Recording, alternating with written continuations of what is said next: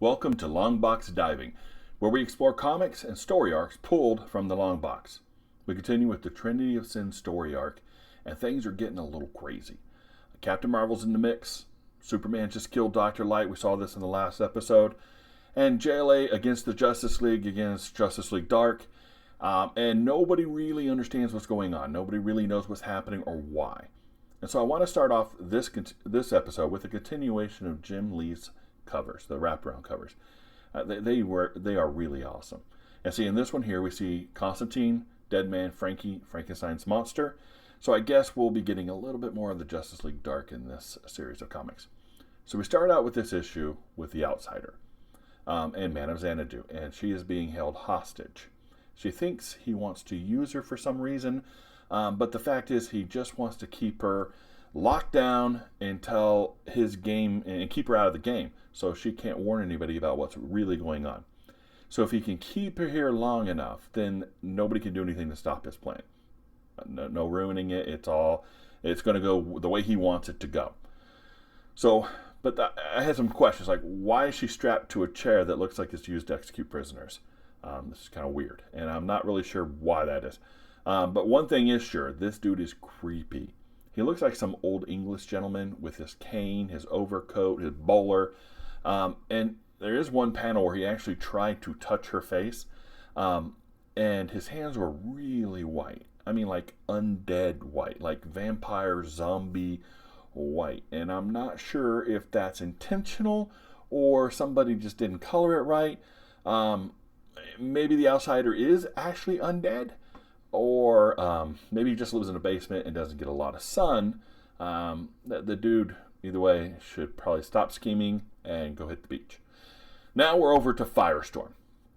And see, Waller asked him to create kryptonite.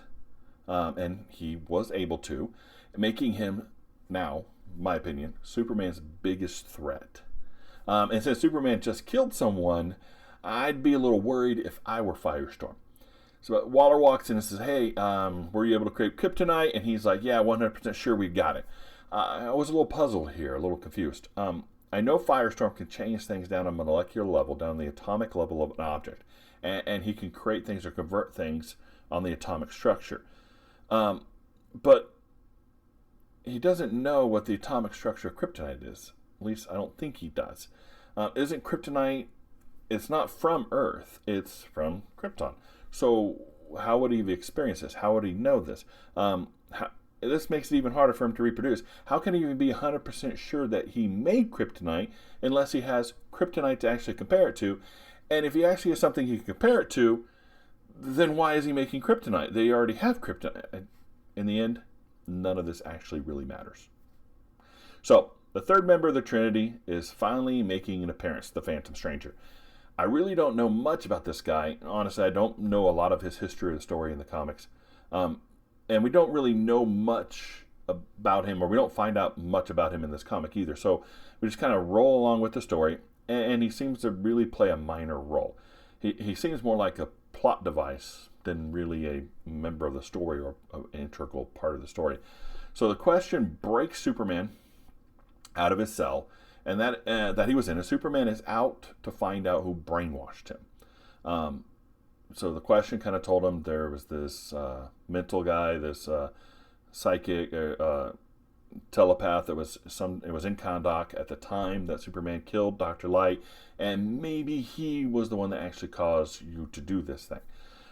Though Superman is kind of turning green, so I'm not 100% sure why anybody didn't notice this. He's turning green. So the whole Firestorm foreshadowing and the green skin should have clued everybody in to what actually is going on with Superman. But we haven't actually said it yet. And this image of Superman with his green he's turning green with glowing red eyes, it is very convincing. He is not feeling well. And look, he's even sweating. And I can't remember the last time I saw Superman sweat. I don't know when it happened. I mean, maybe he has. I can't remember when it was. So now we have Wonder Woman, and she has found Justice League Dark, and is being convinced that Superman has been affected by Pandora's box. Of course, Constantine, being the jerk that he is, says Superman should just be marked off as a loss. Wonder Woman is not happy about that, and in this panel, she looks like she's going to bust his face in. I'm not saying I'd really be upset with that either. And I love when Constantine looks at Frank and says, hey, can I get some help? And Frankie's like, no, I don't think so. I wouldn't want to fight Wonder Woman either. And I guess Frankie didn't want to fight her. But basically, Superman is the best warrior he's ever seen, and they should do everything they can to help. So they decide to go ahead and help Wonder Woman to figure out where Pandora's box is.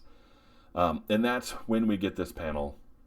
Batman shows up with the Justice League of America and the JLA, kind of a mix of them, and they are here to stop Wonder Woman from finding the box to help Superman.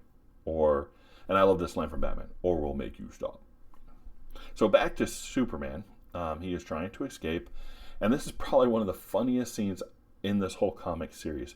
Some random guard shoots Superman with a laser beam type weapon, some energy weapon, and it hits Superman. Honestly, the dude was just doing his job. But really, what did he expect to happen? It's Superman. And you just shot him with a beam weapon. And he's sick. And he just killed the dude. So I was thinking at this point, I see Superman stare at him and his eyes starts glowing. And I was thinking at this point, like, Superman already killed somebody. And, dude, you're next. But the next panel, we see the dude standing there going, stuttering. Yep, me too. I probably would have tried to run. Not that it would have helped. And I wouldn't have been surprised if he'd wet himself at that point, because Superman looking like that, looking at me like that, yeah, I'd be scared. Now we have 3 teams. The Trinity motif is again present here. We have 3 main teams, 3 of them.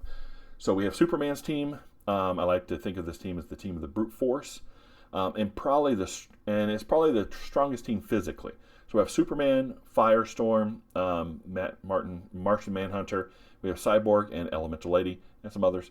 They are flying off to Kahndaq to find the mental telepath who they think mind controlled Superman into killing Dr. Light. Then we have Batman's team. Batman's team, I like to think of it as the detective team.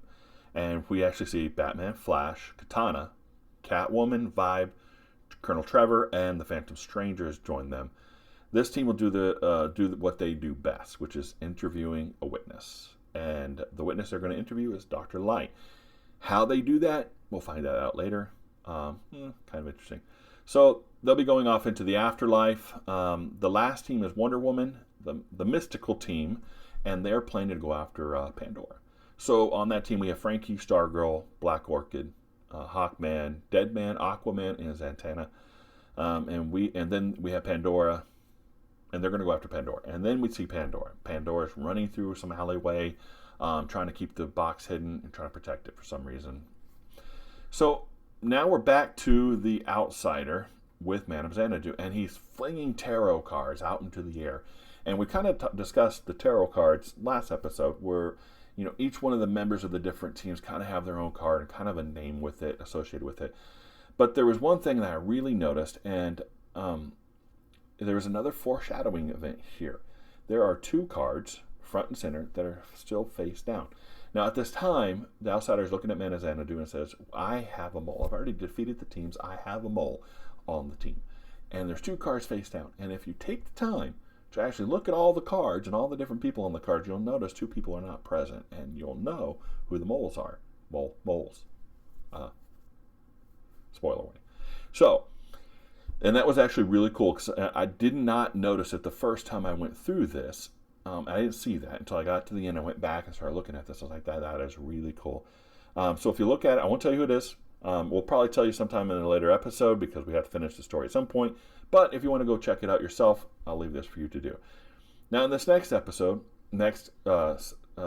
comic, we have Constantine's comic. And I like the cover here. It looks really cool, and it tells me what's going on and what's going to happen in this issue.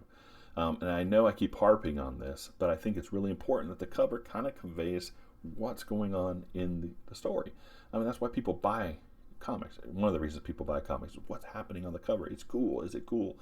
And I like that when going into it, going, I know what the story is going to be about. Boom, I like it. So in this issue, it kind of starts like an old joke. Constantine and Shazam walk into a bar. Because that literally is what they do. They walk into a bar. So, the panel looks really cool. But this whole issue really didn't have much to do with the overall story of the Trinity War. It kind of was just there, and things happened that were kind of cool, but it was just kind of there. So Constantine actually steals Captain Marvel's powers, but get this, swapping voices with him. Billy Batson now sounds like Constantine, and Constantine now sounds like Billy Batson. Yeah, it was that easy. You would think the Wizard Shazam actually should have put some type of voice encryption, something, to make it a little bit harder than just steal his voice.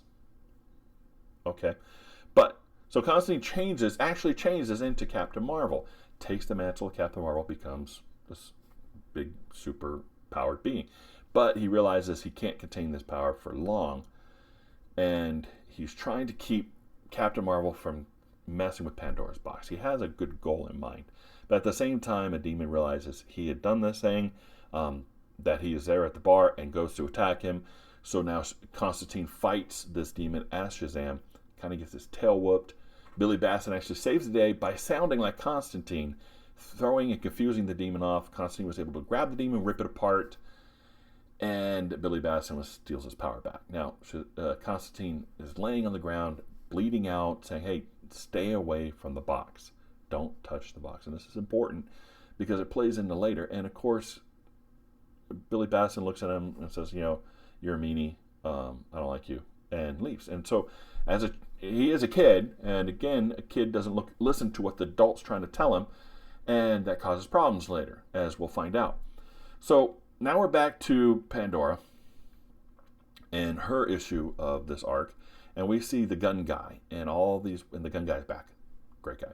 And had all these weapons laid out on the table. Mystical, melee weapons, guns, a mirror. But we also find out the gun guy has actually been reincarnated 200 times. That's a lot. You figure that whatever he needs to get right in his life, he probably would have done it by then. But he's been reincarnated 200 times. And we see all these weapons, and she is gearing up for something. She knows something's coming, and she's got to do whatever she has to do. Then we see Vandal Savage. Vandal Savage is with his goon squad. He's getting ready to do some sort of evil plan. He has got this giant girl and another dude that's able to read signals of some sort. And he's getting ready to pull off some evil thing. So Pandora shows up and confronts him and instantly gets pummeled by this gigantic woman. Bashed into the ground. Just knocked flat. And that panel actually looks really cool. I like how it's done. Again, not a lot of language. Just, she's smashed. Then we get another panel, again, my favorite kind, where it's just art, and there's like one word on the whole page, and she's fighting Vandal, and it's a cool fight scene, guns, bullets, blades, everything's going on. It's really cool. I like it. Then she finally gets Vandal to wait, to stop, slow down. I need your help. I need you to open this box. Now, Pandora figures, since Superman, the purest of heart, could not open the box, and he actually turned evil, that maybe Vandal, being the darkest of hearts, could actually open the box.